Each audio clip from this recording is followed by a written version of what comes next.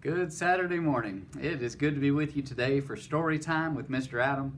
Thank you for watching this video, and I've got two books today that I want to read, and I hope that this will help us in a very good way today.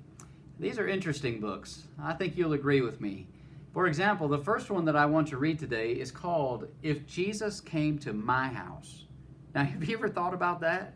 What if Jesus literally came to my house? Well, that's what this book is about. If Jesus came to my house. If Jesus came to my house and knocked upon the door, I'm sure I'd be more happy than I've ever been before. If Jesus came to my house, I'd like him best to be about the age that I am and about the height of me. I'd run downstairs to meet him, the door I'd open wide, and I would say to Jesus, "Oh, won't you come inside?" I'd offer him my rocking chair. It's such a comfy seat. And at the pleasant fireplace, he'd warm his little feet. My kitten and my puppy dog would sit beside his chair, and they would be as pleased as I at seeing Jesus there. Then I would put the kettle on to make a cup of tea, and we would be as happy and as friendly as can be. I'd show him all the places that are nicest in the house, the hole behind the stairs where I pretend that I'm a mouse, the little window up above where I can stand and see the people passing down below, and yet they can't see me. And then I think I'd show him the corner in the hall where I'm sometimes rather frightened by the shadows on the wall. I always have to hurry when I'm going past at night, but hand in hand with Jesus, I'd be perfectly all right. I'd show him round the garden and ask him please to bless the seeds that I have planted, the peas and the watercress. And if the flowers I'd planted were blooming on that day, I'd pick a bunch of all the best for him to take away.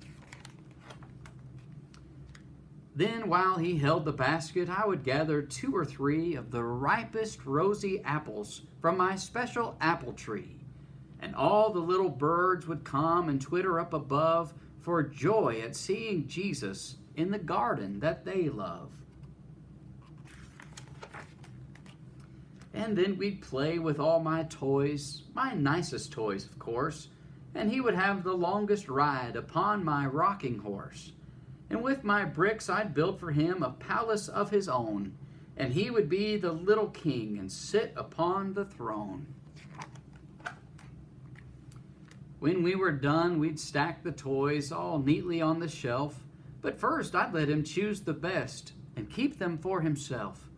And when at last the day was done and shadows crossed the sky, I'd see him to the garden gate, and there we'd say goodbye. And he'd perhaps say thank you for a lovely afternoon, and I would say, I do so hope you'll come back very soon. And then he'd smile and wave goodbye, and so would end our day. But all the house would seem to smile, because he'd been our way. Now I know the little Jesus can never call on me in the way that I've imagined, like coming into tea. But I can go to his house and kneel and say a prayer, and I can sing and worship him and talk with him in there. And though he may not occupy my cozy rocking chair, a lot of other people would be happy sitting there, and I can make him welcome, as he himself has said, by doing all I would for him, for other folks instead. And though the house is dark at night with shadows on the wall, I never need be frightened when I'm going through the hall. Although I cannot see him, I still can feel him near, to understand and hold my hand and drive away my fear. The flowers in my garden he may not pick himself, but someone else would like them upon his mantel shelf. So if I know of anyone who's old or ill or sad, I'll take them there for Jesus' sake, and help to make them glad. I still can share with Jesus the nicest of my toys by lending them or giving them to poorer girls and boys. And though he may not visit me as I have wished he would, yet even so he'll bless my house if I am kind and good. Have you ever thought about Jesus coming to your house? Well, he's not literally going to show up and ring your doorbell, is he? And yet, as we live for him and show kindness to others, it's as if we've invited him into our house.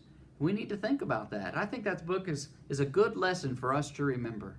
That even though we may not see him in person, we know that he's always near.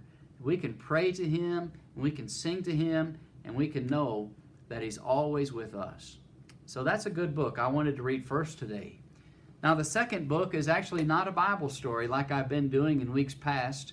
It's another book kind of along the same lines that I want you to consider with me before we're done today. And it's a book called Golden Deeds. Golden Deeds. James quickly parked his dump truck in the corner of the playroom. There was a serious look on his face. "I'm going to ask Mother," he said to himself. Softly he walked into the kitchen where Mother was preparing supper. He stood quietly by the kitchen sink.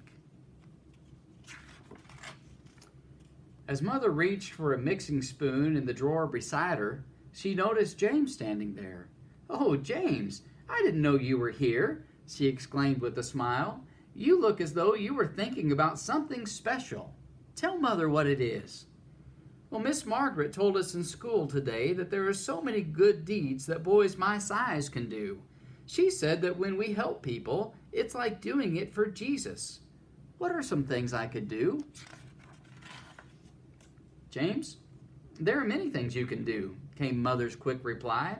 "Just wait until I put this casserole in the oven for supper.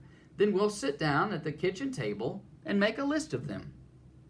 You go find a piece of paper and pencil for me." Soon Mother and James were seated at the table. "I'll put the title, Golden Deeds, at the head of our list," said Mother. "The first idea that came to me is, send a card to Ronnie who has the chicken pox." Mother wrote her first idea on the paper. "Now I will list some more," she said.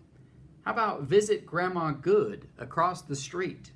Help Mr. Benson pull weeds in his garden. Write a letter to Grandpa Steiner in Illinois. Help Mother make cookies for Lily Harris, who is a busy mother."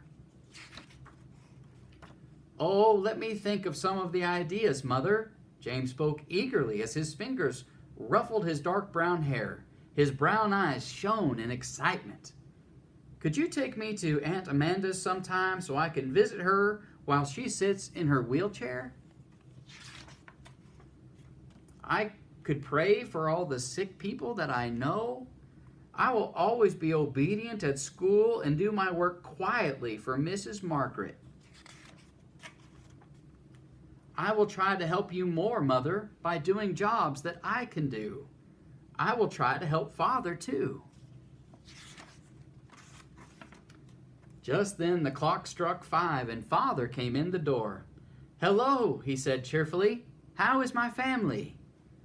"Is it supper time already?" exclaimed Mother in amazement. "James and I were busy with a new project.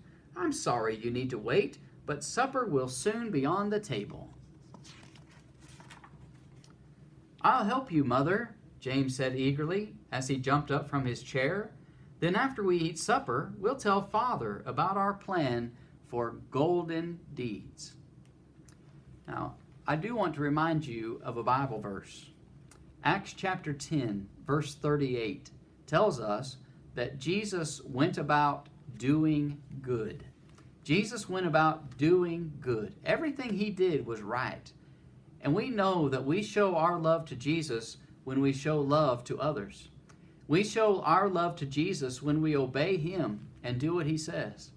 And so this is my advice for you on a Saturday like this. Why don't you sit down like James?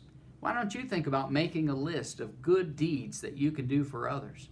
Why don't you think about Jesus coming to your house, and what would he find? Would he find you trying to do his will? Would you want him to know what you have and how you might be using it to help others? It's a good thing for us to think about. How can I use what God has given me to show good to others? To myself, go about doing good like Jesus. Two simple stories today with a pretty big meaning. We need to think about all that God has done for us, and we need to be willing to go out and do good for others. That's my challenge to you today, all right? Make a list.